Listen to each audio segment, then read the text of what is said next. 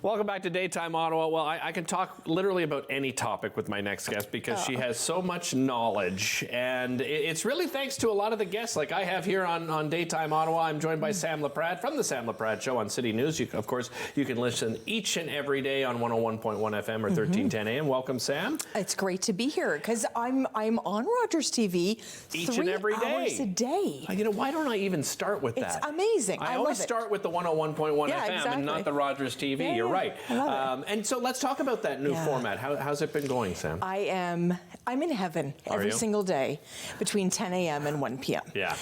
So we know that we wake up in the morning with our friend and colleague Rob Snow, and he takes us right through till 9 o'clock with the news of the day. Right. Great guests and great format. And then David Smith, our host and producer, does the talkback hour. So it's an opportunity to hear from the community about that, the one or two topics of the day that might be on people's minds. And then I come in at 10 o'clock and chat with, I don't know if there's a person in the city I haven't talked to yet. It's feeling like I'm running out. Well, 3 hours, right? I mean, it's a lot of content to fill, but you've mixed it up. I mean, I love when it comes to noon on the show, right? Because that's something that you're really passionate about, that you made a little bit of a change in the Sam Laprade Show format. Tell us about that noon to 1 o'clock. I love it because from 10 to 12, we talk about everything you can possibly imagine, but we really focus in from 12 to 12:30. We call it Lunch with Sam. I love it. We invite people into, when you're filling in, it's Lunch with Derek. Right. But we invite people in to feast on the top news stories of the day. So, for instance, we talked about the Rideau Centre McDonald's closing today, for instance. That is wild, right. Isn't it? And then from 12:30 to 1, it's the business lunch, and we talk all things business about all businesses. So I can have a CEO of a company that's $1 billion company, and the next I'm talking to someone that started their business 3 months ago. Right. So I love that part. I love that part because really that is what business is in this community. Well, and I would say I'm not even sure I could call it 1A and 1B. Your other passion is fundraising and helping members of the community and quite frankly, people around the world when it comes to fundraising. So that being your passion, you're part of the team at Rogers that are raising funds for the Snowsuit Fund with the Snowsuit Fund 50/50. Deadline is tomorrow, right? Yes. So what are we looking at? Where do we stand as far as money goes right now? We are just about at $785,000, which I'm trying very quickly in my head to do the math on that. But anyway, we're hoping for, last year, let's just give you a sense. Okay. Last year we gave away over $409,000. Wow. So I just put a post on my Facebook going, okay, we're so close to 400,000. We can do this. We can do this. And what's really important about it is, although of course half goes to the winner, which is the fun part, right, half goes to kids in this community that really need snowsuits. And I've said this over and over again during this campaign. What I love about the Snowsuit Fund is you can't look out on the playground and go, that's a snowsuit from the Snowsuit Fund. Yes. Every kid gets the dignity, Derek. Every kid gets the dignity to go, I don't want a blue snowsuit. I want a pink snowsuit, whatever it is, right? So I love that.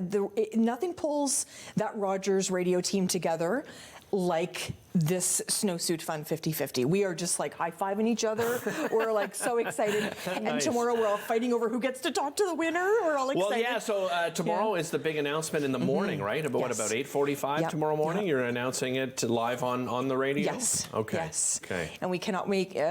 Like it's honestly, we're so excited. There's lots of buzz in the building. And the story behind the winner, you know me, I love storytelling. Yeah. So we love the story behind the winner. How did you buy your ticket? Why'd you buy your ticket? Right. And it's always a fantastic story. Like last year's story, I'm still thinking about last year's story. So we'll replace that with a great story this year too. Nice. And find out how they're going to spend the money and all those great, and then get to tell everybody how much you've raised for the Snowsuit Fund. Yeah. What is it, about $50, say, for a new snowsuit? Is that the about $50. So what's great about it is everybody can get involved because it's $10 for a certain amount of tickets, but you can go right up to $100 for 500 tickets. Right. So what I love about it is that the way that the 50/50 was organized is really everyone can participate. Because a lot of tickets in the city, and I mean this in the most loving way, are really, really expensive. For sure. Right? No, it's a great point. Yeah, So absolutely. you can get in there with $10 and go to sleep tonight hoping that we're calling in the morning. What have been, I think you touched on it, but what are some of the top news stories you've been discussing this week? You mentioned the McDonald's closing. I mean, some people used to call it McFight Night. Oh, it was. I mean, it just a crazy location, crazy stories. But what other stories are you talking The other one really is a big one, of course, is the Ford government's announcement in regards to healthcare and the privatization of healthcare. The Greenbelt lands in the GTA is a big topic, of course.